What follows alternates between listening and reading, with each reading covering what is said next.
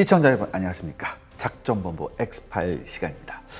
자, 요즘 여러분들 중국과 대만 이런 얘기 나오면 중국의 대만 침공 얘기부터 나오고, 이 중국이 대만을 침공한다면 나오는 얘기가, 그렇다면 그 대만을 지원하는 건 과연 누구일까, 이런 얘기가 나옵니다.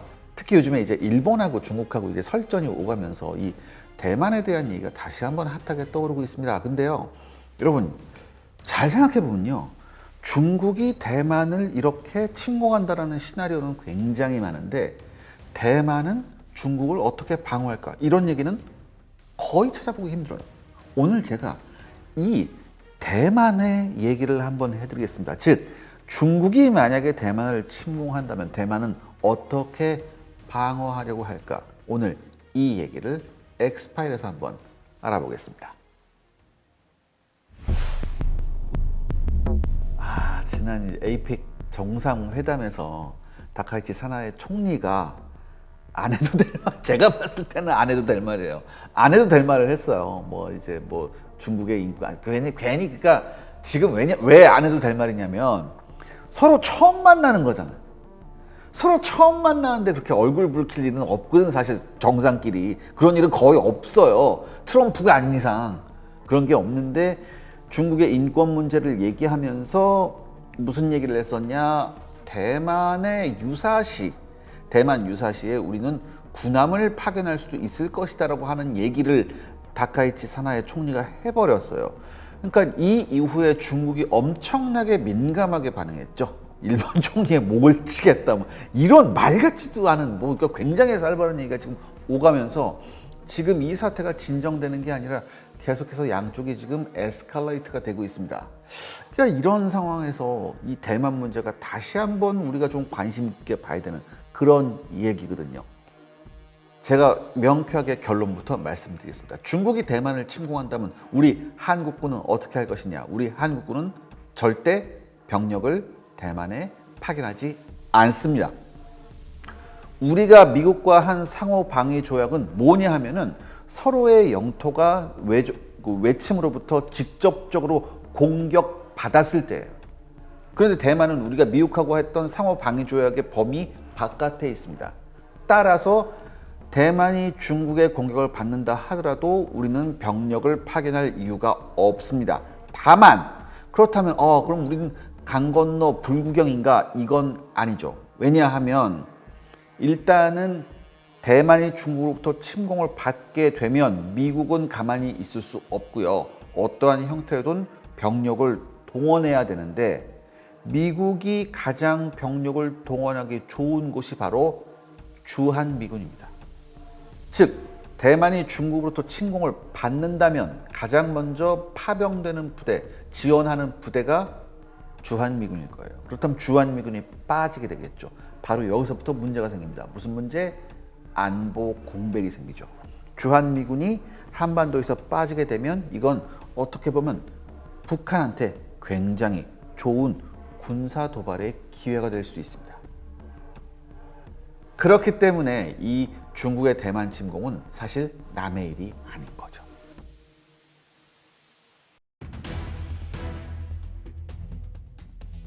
이게 예전에 있었어요, 이런 일이. 예전에 이제 1949년인가? 요때 이제 중국이 과감하게 대만을 상륙작전한 적도 있었고, 이 이후에 계속해서 이 대만 해협 위협이라고 해서 진몬다오 포격전 이런 등등등 중국이 대만에 대해서 도발한 적이 있었거든요. 이때 그렇다면 미국이 어떻게 대처했냐를 우리가 살펴볼 필요가 있습니다. 당시 미국은 제7기동함대를 파견하긴 했지만 중국군과 직접적으로 접촉하진 않았습니다. 대신에 대만에 당시 미국이 가지고 있던 굉장히 중요한 전력을 넘겨줬죠. 전투기부터 시작해서 당시 최첨단으로 알려져 있던 공대공 미사일까지 대만한테 넘겨줬습니다. 그래서 대만이 이 공대공 미사일을 사용해서 세계 최초, 이게 사이드와인더거든요. 당시 사이드와인더 미사일. 이 사이드와인더 미사일을 세계 최초로 써서 적기, 공산권의 미국이를 격추한 게 바로 대만 공군이었어요. 그러니까 대만에서 무슨 일이 일어난다면 미국이 병력을 파견하긴 하겠지만 직접적으로 중국하고 접촉하기보다는 대만군을 지원하는 쪽으로 이렇게 할 것이다. 이게 가장 대표적인 이제 추측인데, 사실 1979년에 이제 미국이 중국하고 수교하면서 일방적으로 대만과 상호 보호 조약을 파기해버렸죠. 파기해버렸지만 이게 자칫 중국의 오판을 부를 수 있거든요. 왜? 미국이 중국과 상호 보호 조약을 파기했으니까 우리는 대만을 먹어도 돼, 이렇게 오판을 할 수도 있잖아요. 그래서 당시에 미국이 어떻게 했느냐, 대만 관계법, 즉 타이완 리레이션 액트라는 것을 발표했습니다. 이 내용이 뭐냐, 타이완 주민의 안보 혹은 사회적, 경제적 시스템을 위협하는 어떠한 힘의 사용이나 기타 형태의 강압에 대해 저항할 수 있는 미국의 전투 능력을 유지한다. 또한 미국은 대만이 충분한 자위 능력을 유지할 수 있도록 하기 위해 필요한 만큼의 방위물자와 서비스를 제공한다. 이런 법령이에요. 그러니까 대만이 만약에 중국으로부터 침공을 당한다면 미국이 직접적으로 개입하겠다는 조항은 없지만 안보상 문제가 대만한테 생기면 최소한 미국이 어떻게 각종 첨단 무기라도 제공할 수 있는 이런 법적 기반을 마련한 거죠.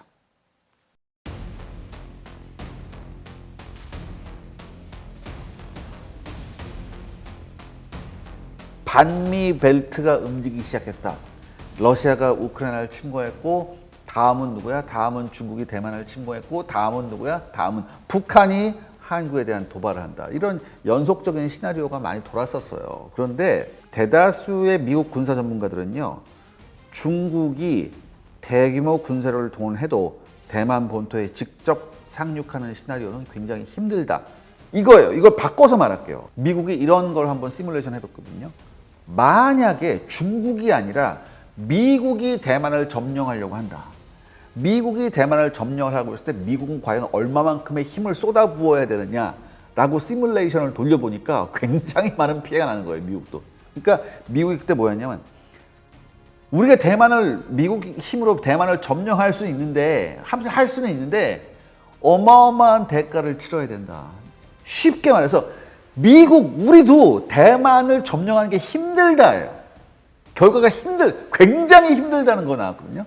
그런데 중국은 과연 어떠할까? 물론 중국은 미국과 달리 대만하고 굉장히 가까우니까 미국보다는 조금 사정이 나을 수 있겠지만, 여러분 이거예요. 중국이 이제 대만을 만약에 침공하려고 하면 일단 상륙작전을 해야 되는데, 일단 대만의 동쪽은요 거의 절벽입니다.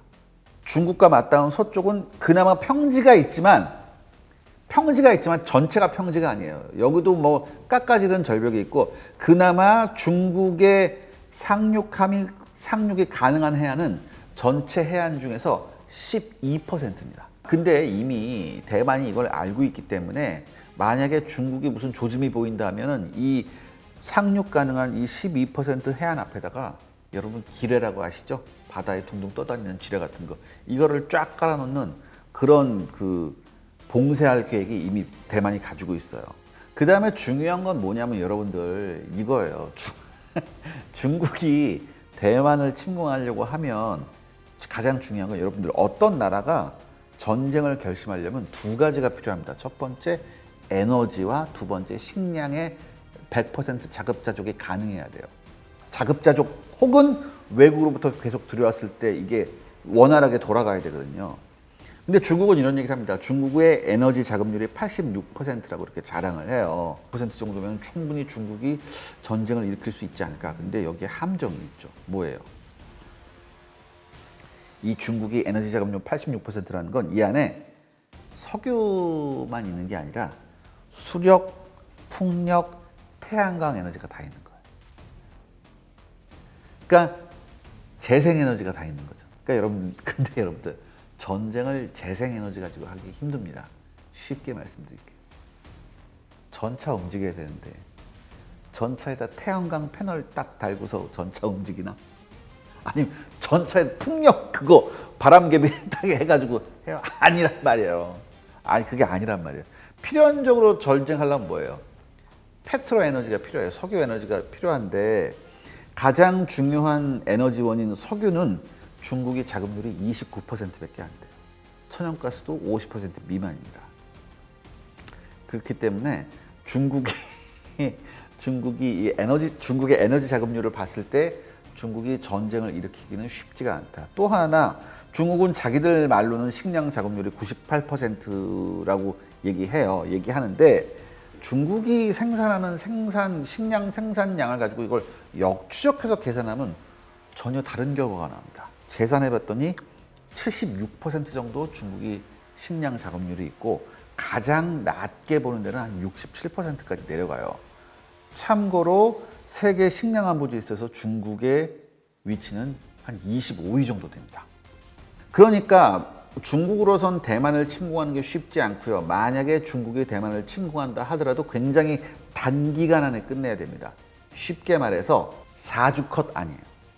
그래야지만 중국 경제에 부담을 주지 않습니다. 만약에 이게 두세 달 길어지기 시작하면 이때부터는 굉장히 중국이 초조해질 수 있거든요.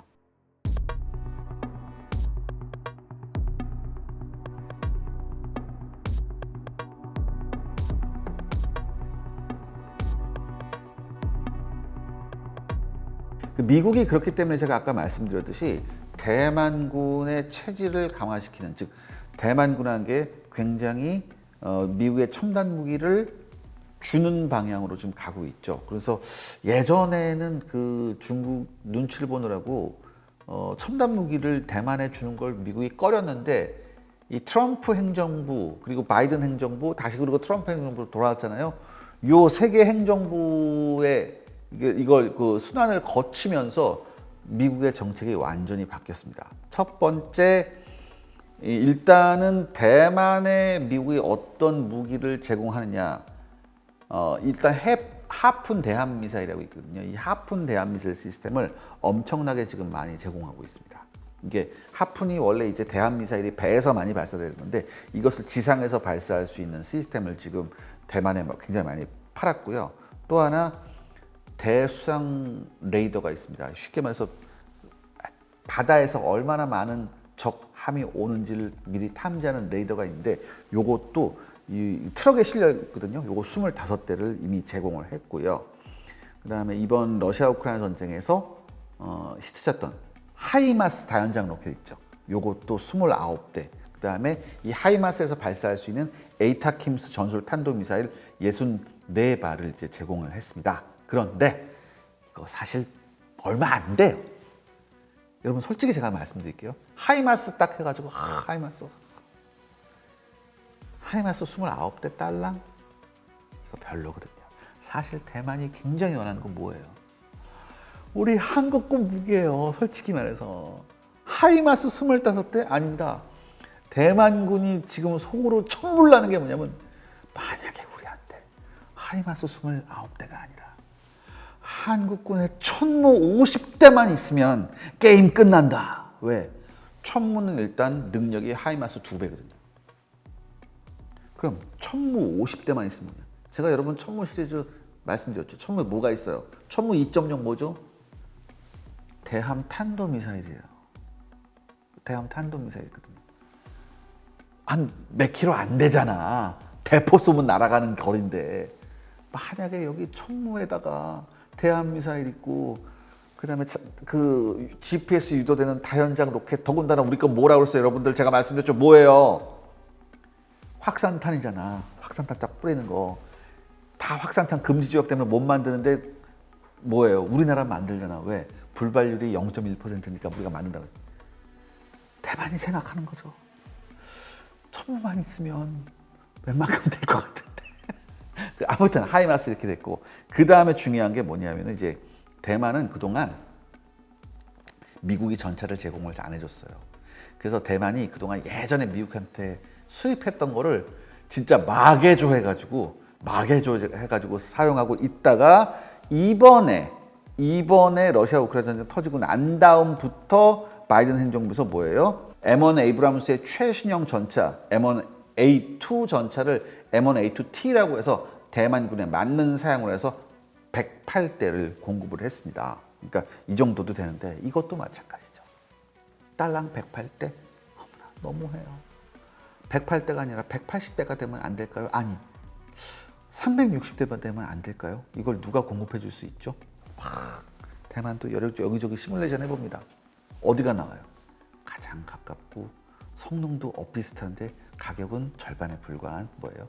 K2 전차가 나오는 겁니다. 대만에도 두들겨 봤더니 우리한테 팔면 안 될까? 사실 여러분들 우리가 중국 눈치만 안 보면요. 제가 이랬잖아요. 우리가 뭐 유럽에다가 이렇게 나토 카르텔을 뚫어야 되고 중동 형님들 지갑을 현금 주시는 중동 형님들 뚫어야 되는데 사실 여러분들 만약에 우리가 중국 눈치만 안 보면 우리 무기의 황금어장은요 사실 대만이에요. 대만은요 원타치 한 번에 우리가 폴란드에서 판 거 한 3배 정도 사례들이에요. 돈도 있거든요. 얘들은 차관 안 한다고요. 돈 있거든요. 왜? TSMC 우리가 반도체 판 거 전부 다 내가 돈 너네한테 줄 테니까 무기 이렇게 하래. 그리고 그 대만이 지금 잠수함도 대만이 만들었는데 형편없어요. 그리고 대만도 자기네가 전투기 만들었는데 형편없거든요. 대만이 두들겨 보면 여러분 지금 대만은요 솔직히 대만 만약에 우리나라가 본격적으로 만에 하나 대만한테 무기를 판다. 대만이 가지고 있는 거의 모든 고민을 다 해결해줘요. 잠수함, 전차, 전투기, 미사일 시스템부터 다 싹 할 수 있어요. 그러니까 근데 우리가 지금 중국 눈치를 보기 때문에 이걸 못하는 건데 일단 우리가 팔아잡히기 시작하면 대만이 가지고 있는 모든 고민을 다 해결해 줄 수 있습니다. 뭐 이건 좀 뜬구름 얘기니까 어쩔 수 없고요.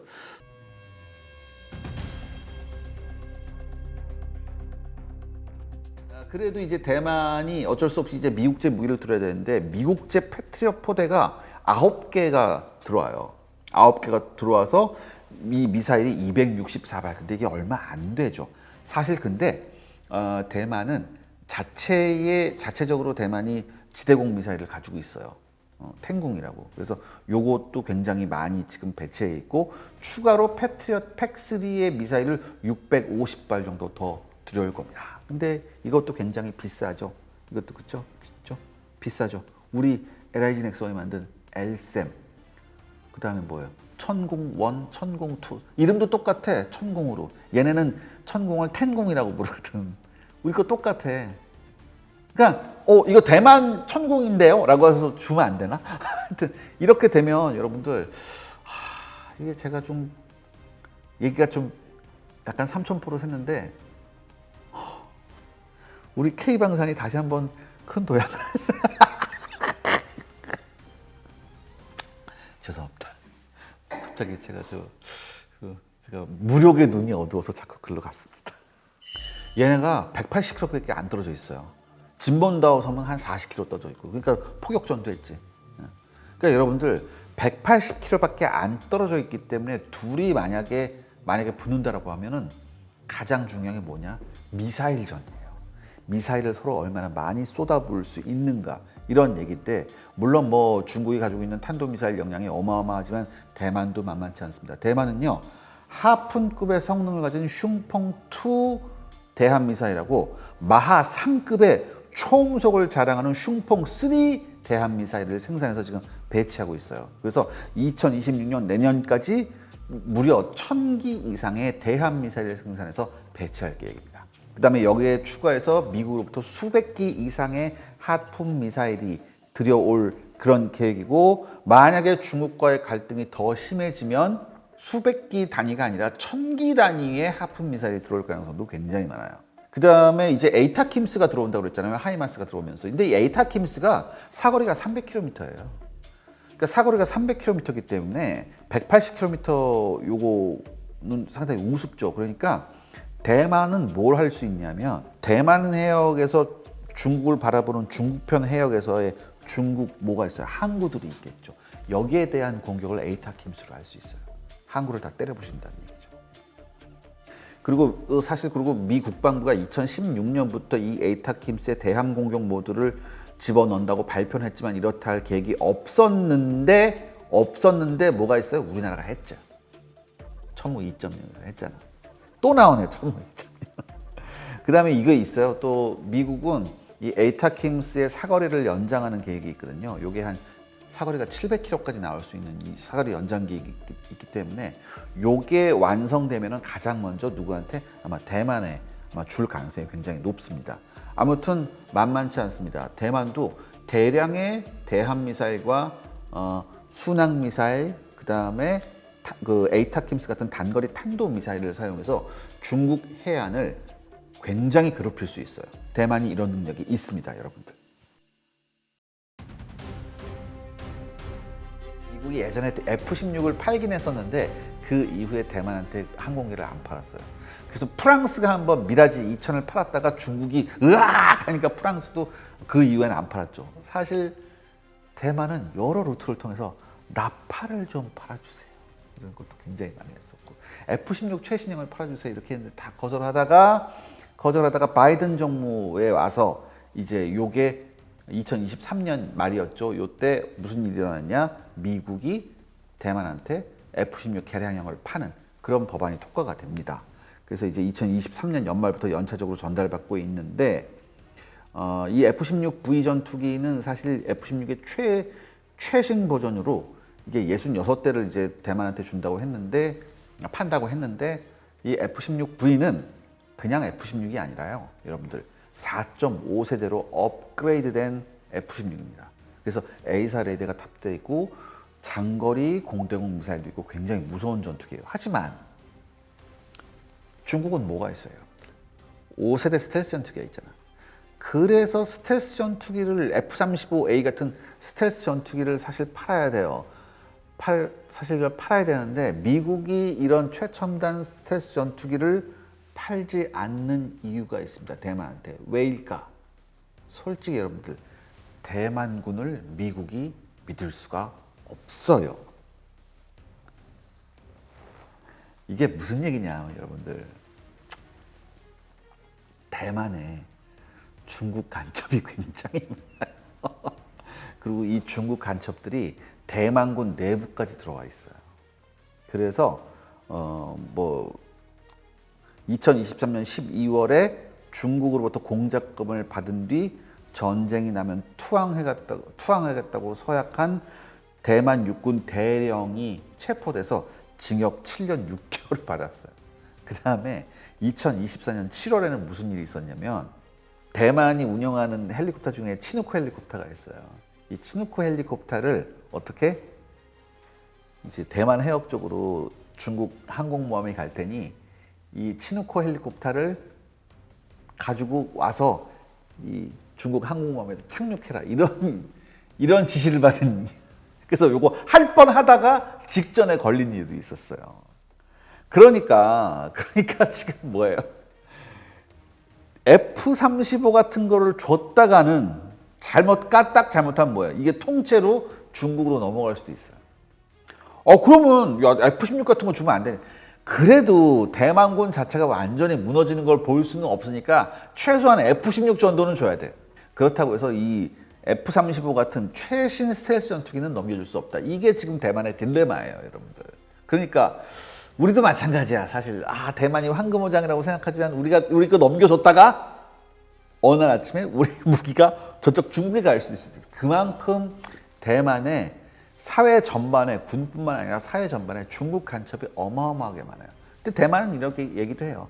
중국 내에도 우리 간첩이 어마어마하다. 근데 그런 얘기 할 때가 아니지, 사실.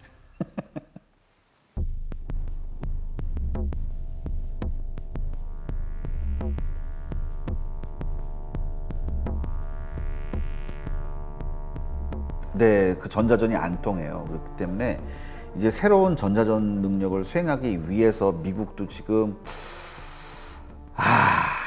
참 이게 그 대만을 도와줘야 되는데, 이 대만의 전자전 능력이 별로 좋은 편이 아닙니다. 대신 이게 있어요, 여러분들. 이 최신 스텔스 전투기는 레이더파로 잡기는 조금 힘들 수는 있어도 이게 IRS, 즉 적외선 탐지기로는 잡을 가능성이 굉장히 많거든요. 근데 최근에 미국이 스텔스 전투기를 전문으로 잡는 적외선 탐지기 개발 사업을 지금 미국이 하고 있고, 이 노하우와 기술이 대만에 제공될 것이라는 얘기가 굉장히 많습니다. 이게 어느 정도냐면은 이 적외선 탐지기를 쓰면 무려 150km 밖에서 스텔스 전투기를 정확하게 탐지할 수 있습니다. 이걸 사실 미국이 지금 실전 테스트를 해봤거든요. 실전 테스트를 해보니까 굉장히 정확하게 잡아냈습니다. 또한 이 중국이 사실 굉장히 전자전기가 많거든요. 그런데 이 중국이 이 전자전기를 활용하더라도 이 적외선 탐지기는 전자전기의 영향을 안 받아요. 그렇기 때문에 굉장히 중요한 장비입니다. 요거를 이제 미국이 대만한테 제공을 하려고 하는데 문제는 있죠. 또 여기서 나오는 게 뭐예요? 대만 간첩이에요. 이 레기온 기술의 노하우와 여러 가지를 대만군한테 줬는데 요게 그대로 기술이 통째로 어떻게 중국에게 넘어갈 가능성도 있거든요. 이게 또한 딜레마입니다. 지금 그러니까 여러분들 대만이 가지고 있는 가장 큰 딜레마가 뭐냐 하면은 중국이 침공하면은 우리가 중국의 압도적인 공격력에 우리가 녹아 없어져. 이게 아니라 여러분 제가 지금까지 말씀드렸죠. 대만은 어느 정도 지금 대비를 하고 있어요. 그리고 여러분들 대만은 예비군도 굉장히 많습니다. 100만 단위가 넘고요. 지금 대만의 모든 군사기지는 지하화돼 있어요. 어느 정도 지하화돼 있냐 여러분들. 지금 중국이 가지고 있는 탄도미사일 있죠. 핵탄도가 아닌 그 어떤 중국이 가지고 있는 재래식 탄도미사일도 대만군의 기지가 지하화되어 있기 때문에 다 견딜 수가 있을 정도예요. 그러니까 아무리 탄도미사일을 막 쏟아붓는다 하더라도 대만군이 거의 온전하게 살아남아서 중국군이 상륙하면 전투할 수 있단 말이에요. 그렇기 때문에 여러분들 여러분 상륙작전이라는 게 가장 어떤 작전이에요? 군사작전 중에 난이도가 높습니다. 대만이 지금 몇천 개에 달하는 지대한 미사일이 있고, 그러니까 배 공격하는 미사일이 있고, 길에 싹 깔아놓고 공군기 출동하고 하면 이거를 뚫고서 중국군이 뭘 해야 돼요? 상륙작전을 해야 돼요. 단 12%밖에 없는 해안에 상륙작전을 해야 되는데 이게 굉장히 난이도가 높습니다. 그리고 상륙작전이 성공한다 하더라도 중요한 건 뭡니까? 교두보를 확보한 다음에 계속해서 보급물자를 보내야 되는데 이게 가능하겠냐? 그럼 이런 얘기 하겠죠. 그러면 공수부대 투입하면 되지 않느냐?